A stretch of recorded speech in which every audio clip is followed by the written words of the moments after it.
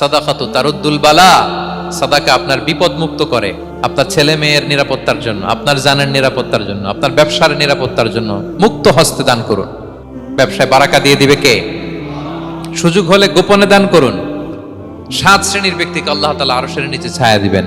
এর মধ্যে 1 শ্রেণীর ব্যক্তি যে গোপনে দান করে, হাত্তা লা তা'লামু শিমালু মা তুনফিকু ইয়ামিনু, এত গোপনে দান করে যে তার ডান হাত কি দান করেছে বাঁ হাত সেটা টের পায় না। গোপন দান আল্লাহর রাগ কমায়, গোপন দান আপনাকে বিপদ মুক্ত করে, গোপন দান কিয়ামতের দিন আল্লাহর সুশীতল আরশের নিচে আপনার সিটকে কনফার্ম করে।